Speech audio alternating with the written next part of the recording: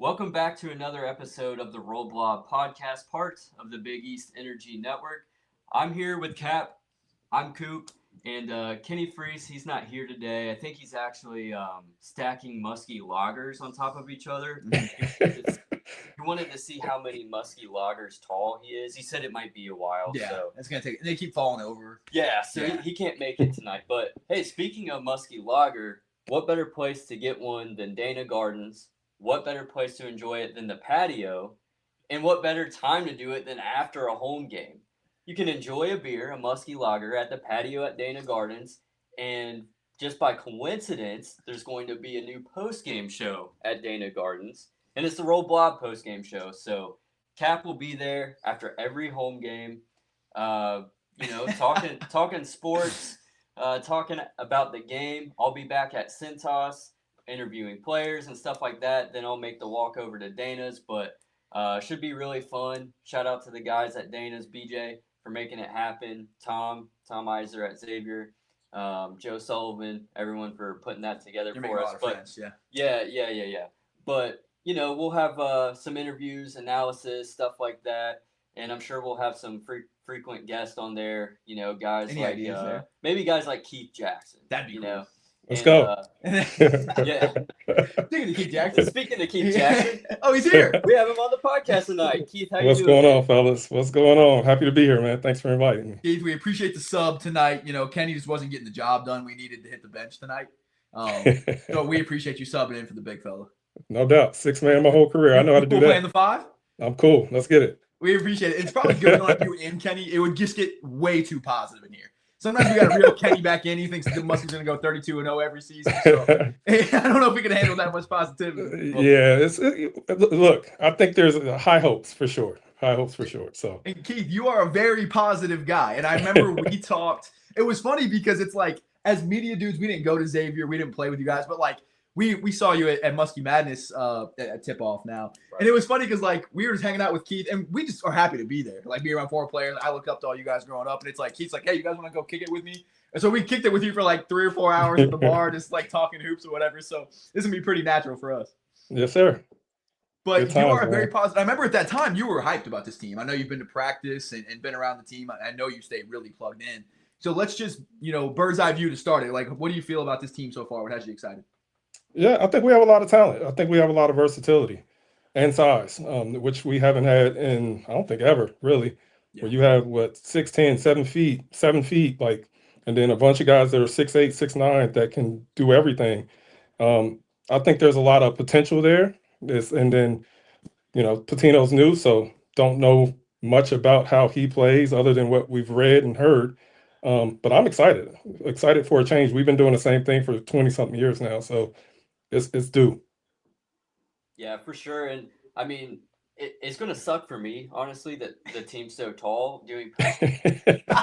Well, I'm serious. I've thought about this. Like, yeah.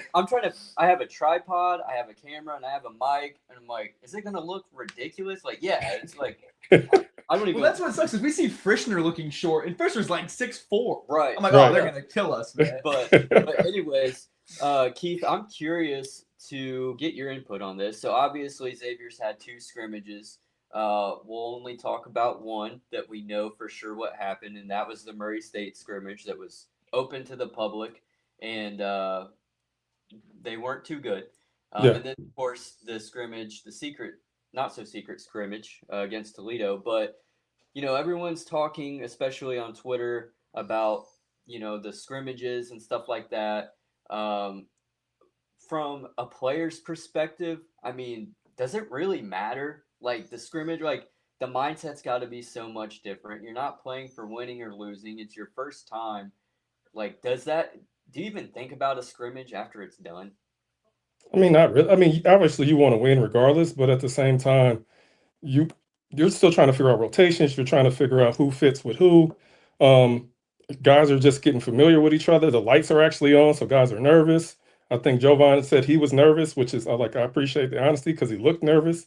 Yeah. So it's like everybody's getting familiar. So, you're 2 scrimmages in. Okay, no big deal. Let's go back to the drawing board and work more on scenarios and different parts of the game. Baseline out of bounds with 10 seconds left. What do we do? right? So that type of stuff is more so what I think players are looking at and coaches versus wins and losses, obviously. It was interesting. We were at media day, or we were at media availability the other day, and Patina was even saying in some of those, you're not even coaching necessarily to win. You're coaching for rotations. You're coaching to see different lineups. You're coaching to see who does what. You're coaching to see other teams do other things that you haven't prepared for. So it Right. was interesting hearing that perspective, like because yeah, obviously when the games matter, everything matters, for seeding and everything. But Absolutely. it was interesting hearing that perspective. Yeah, yeah, because he mentioned because I was watching the first half, I'm like, why aren't we attacking? Right. We were getting to the paint, we're getting to the rim, we're just missing. And then, we start settling for like fadeaways. It's like, no, they're in drop coverage, attack them. So it was like, oh, and then all of a sudden we're getting to the rim, we're getting fouled more in the second half. So, obviously he's tinkering, he's coaching, and players are getting used to him and they're getting used to each other as well. So, I think the I won't say the sky's the limit, but I think as we get comfortable, we should have a pretty good season. Yeah, and it is fun. I mean, we were at practice a few times too, and you just look at this roster. We were talking about it, obviously, Coop, with how tall they are. But like, I remember even seeing a guy like Jovan. I mean, he's got to be like a legit 6'10", and his shooting stroke. And I mean, and it's I'm only saying Jovan is just an example of just usually all of this size and skill. Right. I mean, there's a lot Yeah. on this roster. Yeah, well, you look at Philip too. Philip and Yeah. Pizzato on the wings. Messina Moore is what, like I would say 6'5", like Well, we talk about 6'6". more, and I want to hear some of the guys that stuck out to you. But I remember watching practice, and I remember looking at Cooper. I think Messina Moore is the most talented player on the roster. I would say him or Trey Post- Carroll. Yeah, yeah. I mean, I think once the season gets going, as he gets more comfortable, he's going to take more shots. I feel like he's been, at least in that first scrimmage, where he was a little bit passive, and he was thinking like he hesitated a little bit before just taking a shot. So I think sorry, I didn't mean to talk, but like we were No, talking, you're I good. mean, Xavier's had a lot of big transfers, whether it be Mhm. Jordan Crawford, whether it be Drew Lavender. But, in most seasons, you're bringing in one or two, maybe to fill a role. A couple times it's a star, maybe Right. a Quincy or a Jordan Crawford. But, and I remember you talked about Drew Lavender, his junior year. It took him about halfway of the season to get integrated. And now you have that times like 10. Right. And you're doing role Right. creation, and all of these guys were really good players in their teams last year. You're coming into a team expecting to have a role.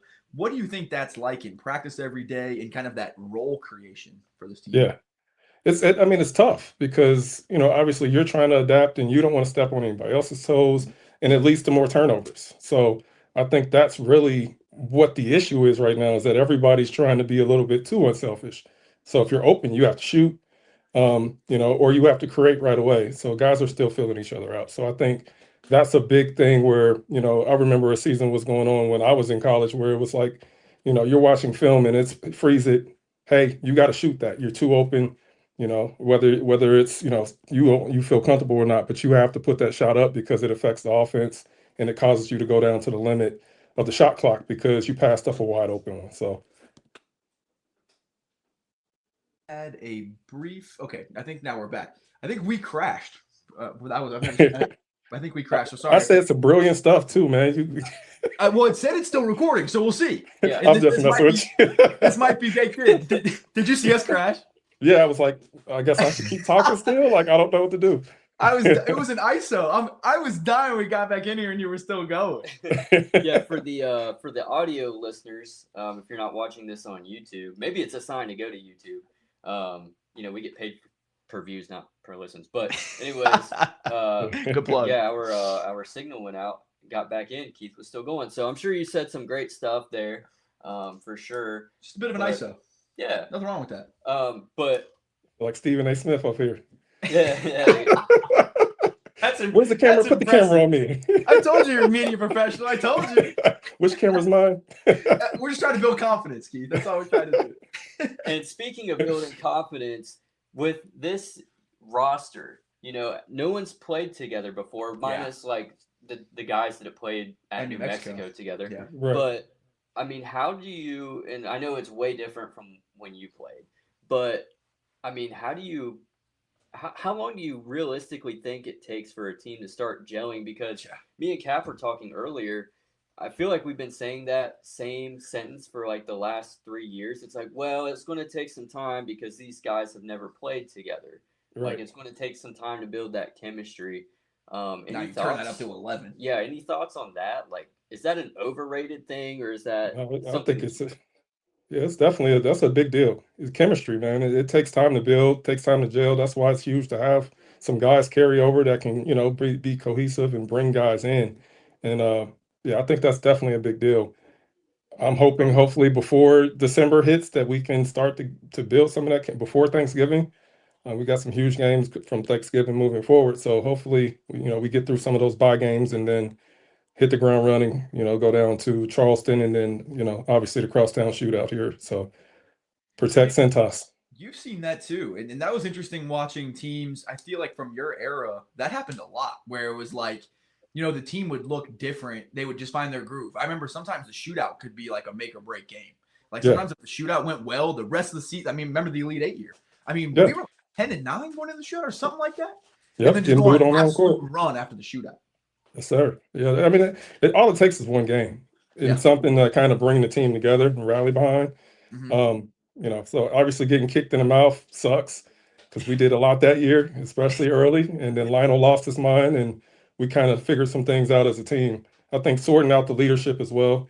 It's hard to have three guys that are the man, that, Sato, Chalmers, and Anthony Miles. And then it was Chalmers kind of stepped up and took that role.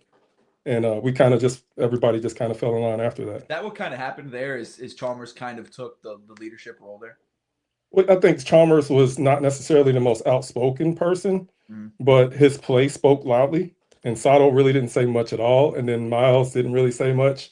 So we needed somebody to say something. So it was kind of like, hey, Lionel's losing his mind. That's kind of a good thing to see. Somebody's mad. Like that's awesome. Yeah, we need, and I'm sure too. And this I could do a whole podcast about this team. That era was so much fun. If I see a Xavier picture and they have that straight like gray and white stripe down the side, I know I'm hyped.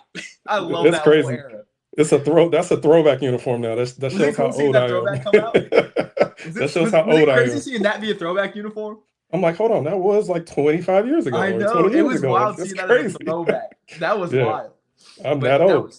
That was so cool, but I'm excited to see, and that's what Coop and I were talking about too.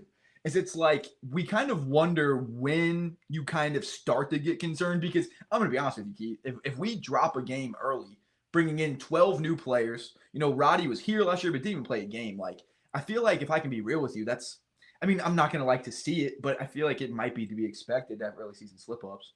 Yeah, I mean it happens. It happens. I mean, look at last season. And look where we were earlier and how the fans felt and everybody felt around Xavier Nation to where we finished, right? You look at Dayton in the tournament, how crazy that was and how great that felt versus where we were early in the year. So it's like you got to let the season play out.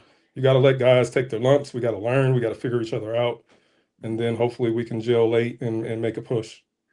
Yeah, and I hate to keep bringing up the team from 2 years ago because comparison is the thief of joy. Good quote. Thank you. But that team, like everyone was new, of course. Well, I shouldn't say everyone. Most of the pieces were new, and there were injuries, just like this year. And they slipped up. They lost to Delaware and Oakland. And man, I remember where I was when Xavier lost to Delaware. I was in Delray Beach, Florida, and I started with Jack and Cokes, right? And then it was getting too. I'm like, I can't keep drinking these all night. I'm not going to feel good tomorrow. So I went to vodka crayons for some reason. That's going to help. Yeah. I don't even like them. And the dark to light? Like, yeah, wow. That's a wild move. Yeah, well, that's how Earth works, dark to light. And so, anyways, I remember finding out that Xavier lost to Delaware. I'm not going to lie. I wasn't watching it. I was in Florida, I was there. But then I'm like, oh my God, what? And then I feel like that sobered me up like instantly. And then I'm on Twitter and everyone's in full panic mode. You know what I mean? And then granted that season didn't go the way anyone wanted it to, but at the end of the regular season, they were right there on the bubble. And they ended up making the NIT. But that's just kind of my perspective now is like the non-conference isn't as hard as it was that year. That was also the year they had Houston and Purdue. Yeah, and so, if there is one slip up and you drop one of those games that you're supposed to win in non-conference, you still might be okay. Yeah. I mean, the Big East obviously is going to be incredibly tough this year. You have two top 5 teams, but I don't think we should overreact if one game doesn't go the way we want it to. Whether even it, you know how fans are. Even if you win a game, it's like you didn't win by enough. You But can't make them happy. Yeah. You're not too high, you're never too high or too low. You got to stay middle of the road and just, Yeah. keep chopping. Keep Was it chopping. strange seeing a Patino as the head coach of Xavier basketball? Like, what from and you're also, I feel like, one of the most plugged in Xavier guys. You're a Xavier DNA guy through and through. I feel like. What was it like, kind of seeing us go away from like the blueprint that we've had for 30 years? After about 24 hours of being like, what just happened? Yep. I thought Mac was coming. Like, what just Yep. happened? Now it's like, okay, like I can get behind change. Yeah. If the goal is to get to the final four in a national championship, maybe we should do something different other than what we've been doing for 20 years. So, definition of insanity is, repeating the same thing over and over. And I love the Xavier blueprint, but I think it's really cool bringing in fresh perspectives. And it's like, I mean, Coach Patino always talks about like one of his biggest things. I mean, he was an assistant under Billy Donovan. Mhm. So I think it's interesting. I mean, you go from like this one little piece of knowledge that we have to now just so much more of a coaching tree. I think that can Right. only help the program, I feel like. Absolutely. It's a different vision. It's a different, different bird's eye view. So I think that's awesome. That's part of the reason why I wanted to go to practice, just to get a feel for how he plays. Yeah.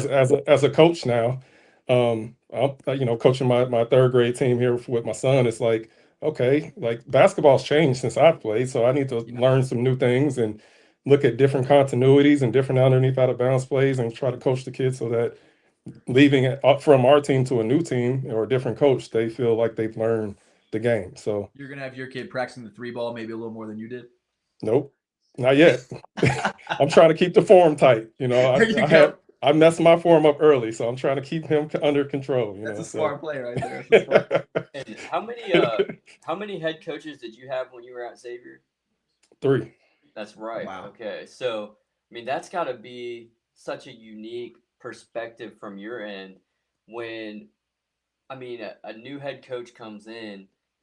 I mean, I'm sure some things stay the same, but it's got to just be like the culture changing and like, Yeah.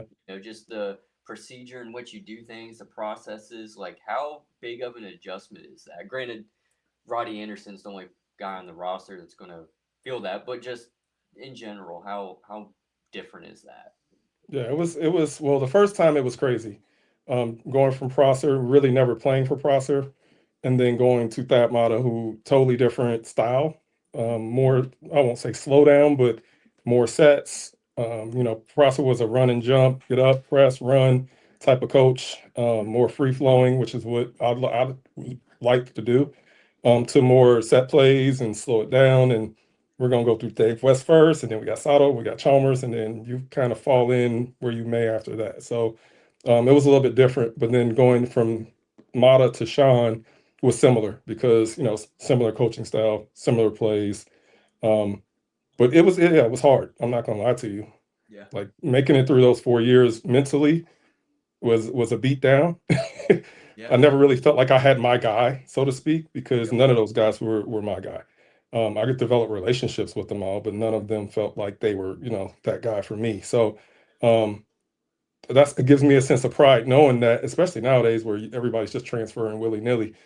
I didn't play enough, I'm gone, like type of situation. Yeah. Versus sticking it out and figuring it out and going through that I was process. interested about your perspective on that because obviously things have changed, and I think ultimately it's for the better. You know what I mean? Yeah, for sure. Want what's best for the student athlete. You know what I mean? But like, I'm interested to hear what your thoughts are of all the changes. And it feels like it changes every year. It's hard to even keep up with it. I mean, now we're getting G League players coming. It's hard to even That's keep up with crazy. it. Dude, I don't even. I'm gonna be real with you. At this point, I don't even know what's going on anymore. I don't really either. don't even know the rules anymore. That blew my mind. I watched the podcast with Paul and Mr. Christopher. Yeah. And just trying to understand what's going on. Like, Yeah. I have no idea. For that reason, because I'm like, this is crazy. I'm all for players being paid. I'm all for player empowerment, but we can't transfer 5 times in 5 years. Like, come on.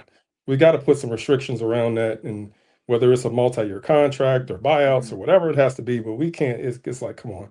as a Xavier fan, it's like, all right, who are these new guys? Like, it's hard for Made continuity. it so fun is seeing the progression of the players, Right. and that was what was so fun is seeing that 4 year development cycle because a kid will show up at 18 and then they'll leave as a dang near finished product as a senior. I mean, I think of players like Jason Love or it was just BJ Raymond. It was so fun watching their development and who they were as Absolutely. freshmen, and tracking them as seniors. But everything is destined to change. But there's got to be a sense of pride though for making it through everything you made through because that was Oh a yeah. whole era. I grew up so much because of controversy, right? Like, okay, like we got another change. Now what? Are you going to tuck your tail or are you going to compete? So, regardless of who's there, who's not there, what players are there, you got to show up every day and grind. So, and part of the reason why I felt like I was named captain was because no matter what, I was the first one there. I was one of the last ones to leave. I try to improve as a student every year, and I try to be a great teammate regardless. So, whether you're playing or not, you want to be somebody that players look to. So that's more important than anything. Did that this is kind of more personal, but that kind of feel like kind of becoming a man at that time? Because it's like you show up at 18, and I know where I was at 18, still like kind of all over the place mentally. And I remember you telling me we were at the bar, you were saying that it just kind of felt like it was my job just to be the steady, just to be the steady in the storm. Did you kind of feel like that was like the time that you kind of like grew up and kind of found your own? Absolutely. I remember when Thad left and Stanley Burrell was into his freshman year. Was that? Yeah. Yeah. Yeah. No, because I only played with Stan for a year. Okay, his freshman year when he was jacking up shots. Yes. He was getting buckets though. He was a bucket. He was getting buckets, so I wouldn't matter. He was jacking that thing, but he was so fun to watch. I'm trying to remember who, or was it Justin Cage? It was Justin Cage. That's what it was. Okay. Justin was in tears. He was pissed. Like I can imagine. Yeah. And I'm like, hey, like I've been through this before. I guess myself and Will Cotterill are the only two that have been through this. We'll be okay. Like everybody just take a deep breath. Like they'll figure out who the right coach is and we'll move forward. And luckily he was in the room and Sean was right there already in the room. So it worked out well for us as players. It's like, okay, at least it's a familiar face. We know how he coaches. He's hard-nosed. He's going to push us. I'm okay with that. Like, so. I feel like that's a huge part of the Xavier DNA because Xavier's been one of those programs, really the only program I can think of. I remember we were going through different programs. You think of a Gonzaga, you think of a lot of these programs that have risen up, and it's been with one guy. I mean, it's a really impressive run for Xavier to have just hit after hit after hit after hit, and having guys like you who keep that DNA alive and kind of help keep that. Because honestly, if you don't have guys like you in the locker room, it could have been Armageddon. You know what I mean? Yeah. Well, I mean, and that's part of what I feel like is lost nowadays is because there is nobody sticking around. Yep. Everybody's just like, all right, well, how much money can I get at the next place? Versus like, okay, let's build something here that leaves a legacy more so than like chasing a bag, so to speak. Yeah, it definitely did feel different. And I'm not trying to boo-hoo the current game, but also too, I think you were hitting on this too, and I completely agree. It just feels like there's a lack of like regulation. You know what I mean? It kind of feels like the Wild Wild West, and I'm sure in time we'll get that. But it feels like we need something to kind of stable that out a little bit. Absolutely. I feel like the NCAA is just afraid of getting sued. And so they're just like, sure to everything. you want to play pro ball and come here? Cool. Like what? I thought this was amateur, right? Like, I don't want you to get mad at me. Yeah. You played 4 years in the G League? Yeah, sure. You can have 2 years. How do you play 4 years in the G League professionally and get 2 years of eligibility? I don't know what the heck we're doing anymore. Well, you take those kids that are in JUCOs that do 2 years, and those 2 years don't count. So now you have grown men playing against freshmen. Like insane. Yeah, you got 24-year-olds going against 18-year-olds. Like get old and stay old, Keith. Get old and stay old, I guess. But I do feel like there are enough people who really, really care about the college game that will step up and do the right thing. I'm hopeful.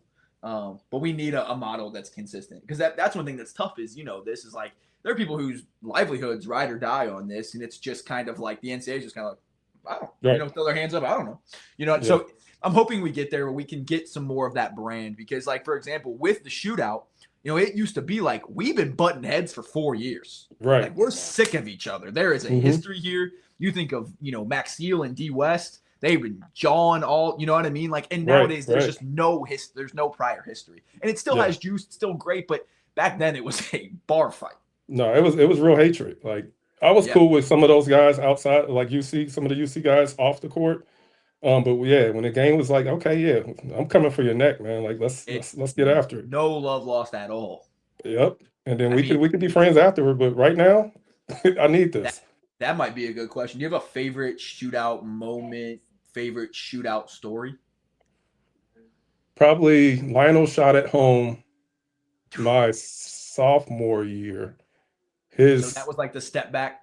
yeah, the fadeaway over Oh, Eric Hicks, that where was so. he's leaning, he's all the way back, and that thing was Those nothing but games net. were so intense. I think it was the next year we went to overtime, or the next home game we went to overtime. I think Brian Thornton was the best player on that team, if I'm not mistaken. Yep. But man, that and then we needed that game so bad. Oh, that changed everything. That changed Oh, everything. that changed the whole And but course the of year that. before that, do you remember Dave West at UC? Yep, And all of their big guys were talking trash. yep. And Dave like hit a jump shot or something and like stood over their whole bench and flexed on them. I was like, oh, we're winning this. It's over. Like And then that was in the we were wearing the alternate that blacks right. that night, right? Yep. I mean, that was back in the day where I feel like Xavier didn't really have many alternates other than like the grays every once in a while. hmm The alternate blacks were Yeah, we had white, blue, and black. That was it. I think we cooked, lost like man. 1 or 2 games in the blacks. He was giving them that midi all night. Oh my God. But All when he night. flexed on him, I was like, okay, like that's a different level of swagger The here. confidence was. I mean, he would make a shot and just like be nodding his head the whole way back. I think they Yeah. can't do anything with me. Yeah, they pissed him off that night. I love that. Was that what was he like in practice and day to day? Monster. Yeah. Monster. I mean, there's no fouls with David West. So I could tackle him. I could be wrapped around his neck. He's and one pointing Just at me, physical talking trash. What'd you say? Just like the physical strength, like you're Yeah. nothing you can do with him. And he wasn't like it wasn't until his senior year that he like took the weight room serious. That was like natural, just I can do what I want out here. Wow. And then he took it to another level when he knew he could make it to the NBA. Yeah, he was like one of the last OG tough guys in the NBA. I feel like Yeah. he definitely played like that role for such a long time. hmm Yeah, I think, and then Draymond kind of learned some things and ran with it. It was crazy. I don't know if you remember this, but seeing D West in the NBA Finals going face to face with Tristan Thompson, I was like, this is crazy. I love it. I love That it. was awesome, man. But it has to be Yes, sir. cool. I mean, that was such a fun era of Xavier basketball. Yeah, and the thing about it is like people are like, well, why didn't you put up more numbers? I'm like, look who I played with. Oh my Would you God. rather be in a program where you did everything, or where you can look back and say, okay, Justin Doman, Justin Cage, Lionel Chalmers, David West, Romain Sato, uh, who did I miss? Stanley Burrell, Josh Duncan. All these dudes are Hall of Famers. Yep. Loaded. Like loaded. And I mean, do you remember what your NCAA tournament record was? You got, I mean, you had such a run. We did what? Sweet Six. We did round of 32, Sweet 16, Elite 8, and then we missed my senior year. I mean, that ain't bad. That's not bad, Team right? that was so young your senior year. Yeah. That team was so young, but man, I mean, such an unbelievable run, and that was what's kind of crazy too. And we can get ready maybe to wrap here soon, but like that's one thing that I don't like nowadays is like all of the whining, and it's just like I feel like it's sometimes Xavier fans have gotten a little bit bloated and a little bit like spoiled. If that makes any sense, it's like we're in the Big East with such a great arena with all of these benefits, and now we want to whine and throw. I'm like, remember we were coming from back in the day? We were coming out of the Gardens and the A10 and scratching. They were whining back then too, though. I mean, to be honest, nothing has changed. They were talking about this player's not good and all that stuff back then too. We heard it as players. You hear it, of course. You know, Jackson needs to work on the shot. Well, no crap. I know I need to work on my shot. But if we played faster, I could use my strengths and attack. But we don't. So I don't know, but dude. it is what it is. feels like it's always that like old man yelling at cloud thing. Like it's always like, oh, kids these days they just don't want to put in the effort, or they're soft, or it's not like how it was when I played. Like all of this stuff, and now it's like it's probably gonna sound like that in 10 years from now. Like no one will listen to this 10 years from now, this exact episode probably. But like with the NIL stuff, it's like, I don't know, college basketball is just not what it used to be. Like it's going to keep changing. And at the end of the day, like the way I see it is it's still college athletes playing basketball, trying to make a name for themselves and trying to win. Like at the end of the day, any real competitor wants to win. And it's not the kids' fault. And the kids are probably absolutely. it's just there's different obstacles to overcome than what we're used to, and as fans, I think fans is where it struggles the most because you don't build like an emotional connection Yeah. with guys. You Yep. know, it's Yep. for lack of a better term, sometimes a rental player for a year, and then they're going to get a bag somewhere else. Or if they're not good enough, they're going to go down to another program or whatever the case may be. But just something we have to get used to. And at Hmm. the end of the day, though, it's still college basketball. We still all love it. And between the whistles, the game's the same. You know what I mean? Absolutely. So, Absolutely. And And I I think, think that's the primary thing. Like, yeah, yeah, that's one of, like, I hear it now, like, well, we can't even say their names. It's like, well, that's where you have to study it. Like, okay, we got a whole new team. yeah, Study yeah. the roster, get to know them, know where they're from. I Mhm. got the pleasure of talking to Jovan and Roddy at Xavier basketball camp, and then at my bowling event. So, trying to build relationship with these guys. They're new here, they're nervous, new environment, new coaching staffs. Like, so it's just as new for them as it is for the fans. So yeah. it's like, don't be too hard on them. Let the kids get used to their environment first before, let them settle in before we start judging them. I think that's one thing that we try to do too. It's just I think the Xavier culture is kind of on the fans to a large degree, and I Right. think that's one thing that will never change. And I think that's so special from talking to, guys like you or guys like Kenny, whatever era it is, even a guy like a Trayvon Blewett, like that Xavier DNA and culture is so strong. And like that care level from player, from fan, from admin, from whoever, former coach. I've even heard like Pete Gillen on podcasts talking about how passionate his time was at Xavier. I think that stuff is so cool. I remember when Seriously. I grew up, going to Devereaux's and just like shaking in my boots and trying to get James Posey to sign my little Xavier banner. Like it runs deep. I Yeah, mean, my man. dad, I remember our house was going to live or die by the Xavier result. Like if Xavier won, we were gonna have a great time. Like dinner, we were gonna get ice cream. Like, and if we lose, my dad's not gonna be fun to be around for, Right. for the rest of the week. And when we Right. lose the tournament, I don't even talk to dad for the next week. Like but that's what made it so fun. You know what I Hmm. mean? Is the deep care level, and I think that's something that even we had Edmund Sumner recently on the podcast. We had James Farr recently on the podcast. I did the TBT stuff, and I think that's one thing that's been a consistent theme. It's just that deep care level. And I can tell from guys like you, guys like Kenny, and that's one thing you could really feel, always as Xavier fans, like there was a deep care level, coach down, player Absolutely. level, everyone's, which I think was really cool. Yeah, man. I mean, Xavier basketball is, other schools have football. We have Xavier basketball. So, and that's not to knock on the other sports, because they're kicking butt right now too. Yep. But, Xavier basketball, it kind of trickles down from there. So, Yeah. one cool Pete Gillen story. So we had Pete Gillen Yeah. night where they did his bobblehead. And I walk Yep. up to him like, hey, coach, how you doing? He stopped me. He said, Keith Jackson, how you doing? How do you know my name? He was like, I remember you. You played like, so he's still paying attention, even though he's very much removed. You know what I mean? So I was like, that's impressive. Like, he's like, no, I know all you guys still. It's so cool. Like I even heard Bob Stack on a podcast. I mean, talking about his Xavier days, and I think that's so cool. I think that was one thing that really drew me to this, like to Xavier as a kid, was just like that constant progression and like that constant raising the bar. I mean, Hmm. coming from where they came from, the MCC, and by the time you got there, they were already at the top of the A10 level and being able to push into the Big East. And we got. Could you imagine like seeing Xavier get a 1 seed? Oh Back my back God. in your days, like I remember seeing that on the NCAA tournament show and being like, "This is crazy."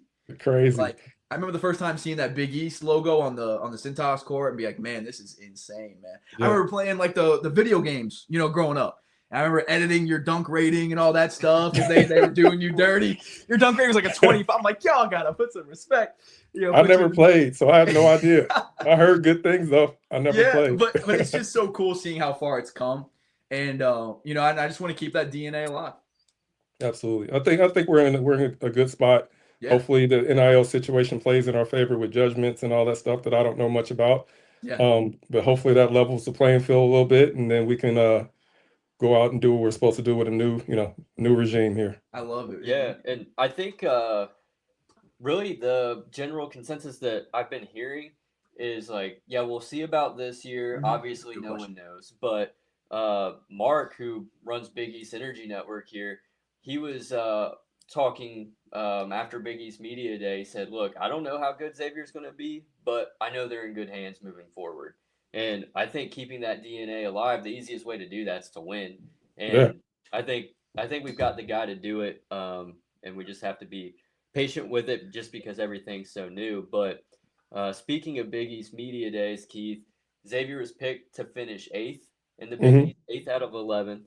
I know you guys were never probably picked to finish anywhere besides first in the eighth, but uh, but if you're a player and they pick your team to finish eighth, do you use that as motivation and be like, no, like I'm going to show them, or is it just Of something that's course, like, man, you do use that? That is of something that course.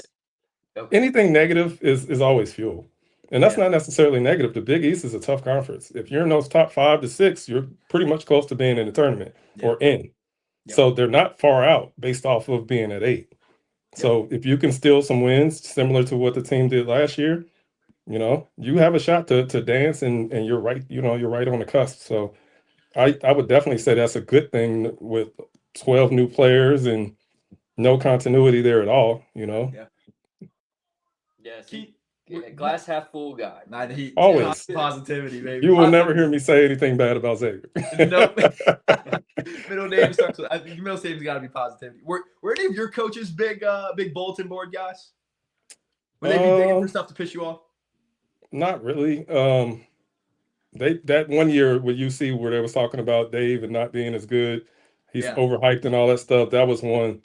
But other than that, it's the rankings are out the window. So Yeah. for most games, they just go out and hoop, man. Go out and do what you do. Yeah, that's Yeah. a Xavier theme right there, man. That's a Sean Miller thing. Yeah, Do that's what we do. Millerism right there. That's a Millerism. It's not even about the other team at all. It's only about us. And Well, our that was kind of the execution. A10 motto, man. Is if we do what we do, ain't nothing there's no one There's that can do nothing. anything with us. Nope. Yep. Let me ask you this, because you've been around the program and obviously it's a big change. Have you got to interact with Coach Pitino much? I have not. I met him briefly at the podcast this summer at Dana's. Okay. And then I met him briefly at practice, just in passing. He was doing his thing. So I haven't really got to really interact with him too much. Okay. I was wondering maybe at some point, I'd like to hear, how you think about him. But I do think his style is much different, but I do like it's going to be interesting seeing, though, no pack line defense. And it's strange. It's almost like I kind of compare it to going to your childhood house and there's different family in it. It's just different. Yeah. I mean, it was interesting being at practice. He was telling us a story of yeah, we're doing practice at 12. And then Mario was like, the Xavier coach has never had practice at 12 before. He's like, well, you have a Pitino now, Yep. I said that to Mario when I texted him. I'm like, when's practice? 3? He was like, no, it's 12. I'm like, what? What? I know. Who does that? It just feels like every single Xavier coach was at least carrying some little piece. You would hear some, I don't know, some Prosserism or something. You know what I mean? So it's definitely interesting, that DNA no longer being there. But I still think Pitino does do a really good job of honoring former coaches, current, former players, things like that. Yeah. And I'm excited about the no pack line, the more pressure on the ball, having centers that can actually block shots, having size down low. And that's nothing against our history, and because we've had great big men that were undersized, but it's it makes a difference if you have a Jack Nungy down there at 7 feet versus a Zach Fremantle. I'm with you on that one. It doesn't hurt. I don't hate looking around practice and seeing 6'11", 6'10", 7 foot. That Right. Doesn't hurt my feelings. I'll say that. I don't hate it one bit. We brought this up to Coach Pitino when he was on our show. The average height is 6'7", and you have kids are they doing that 6'7" stuff? Oh yeah, I can go get them for you if you want to hear them do it. I mean, if you really want to, but no, I don't know. It has nothing to do with anything. I was just I know you have kids and. Oh yeah, that was the word of the year. That's hardly a word. It's a number. A number can't be a word. That was dictionary. What's the dictionary? Webster word of the year. What the hell? Yeah, they were doing it when they were doing their homework tonight. So really? I'm tired of it. It's a sign of the times. Well, we just torched our whole Gen X. Good job, Coop. They all sign off that. But we might not know what that means, but there's something that I hope we can find out together. And are you a big geography guy, Keith? What'd you say? You like geography very much?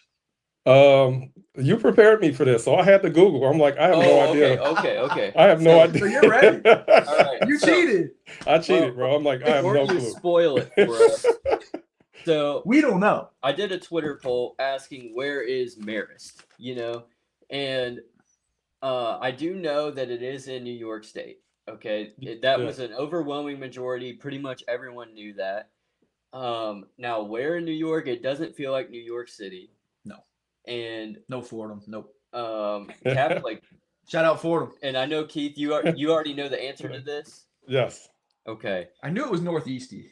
I don't know how to pronounce it, but I know where it is. I don't like that because I was gonna say Okay. something like What, Albany. is that what you're going? Yeah, I'll with? go. I'll just go Albany. Albany. It is in Oh wow. Let's see what we got. Yeah, Keith. I don't know how to say that. Poughkeepsie. Poughkeepsie. Oh That's what I my was gonna gosh. Yeah, I'm gonna go Poughkeepsie. say. Poughkeepsie, New York. Wow. That would not have been my Poughkeepsie, first guess. Poughkeepsie. I don't know. Poughkeepsie.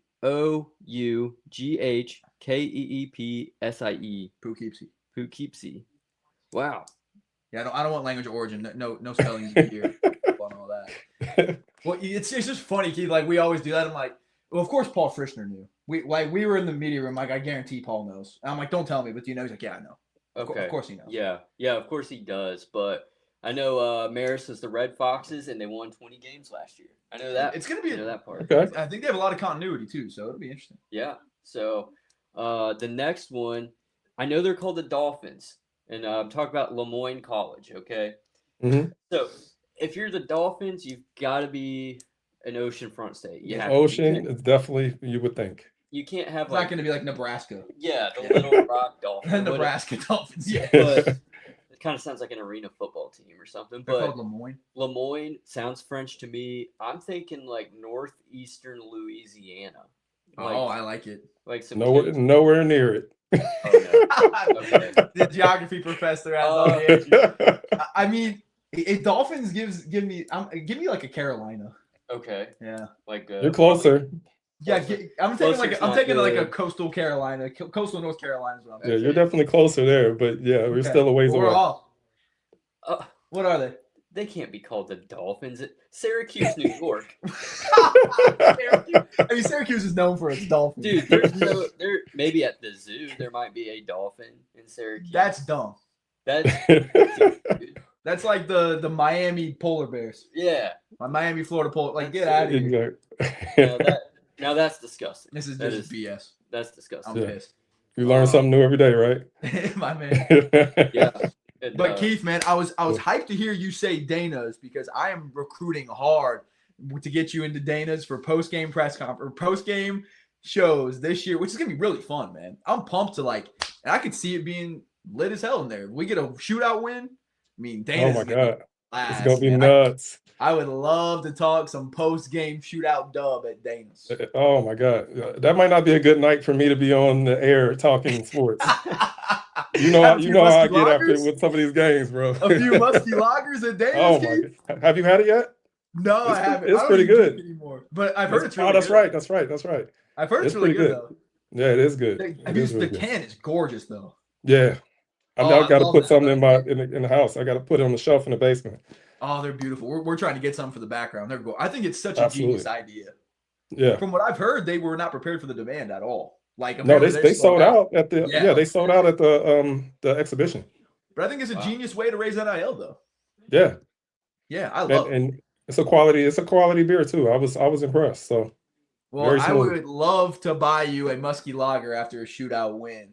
Let's go. Talking some musky, you, me, the big fella, and Coop would be an absolute blast. So obviously, there's a revolving door there. Anything else on your mind going into the season, KJ? Oh man, I'm excited, bro. And I like I said, I'm excited to get on when I can with you guys and hang out and talk hoops, man. Well, yeah, we're Sure. pumped, man. We'll be streaming every away game. There's definitely a revolving door there, talking hoops, and you're always welcome on. And it'll be fun to see you at games and hopefully see you at Dana's, man. We really appreciate you jumping on, my man. I appreciate it. Appreciate the invite for sure. And I'll talk to you guys here soon. Appreciate you. All So to end the podcast, Kenny always says, "Stay blobbing." Would you mind giving us a "Stay blobbing" to sign off? Stay blobbing. Let's go. My Yes, man. sir.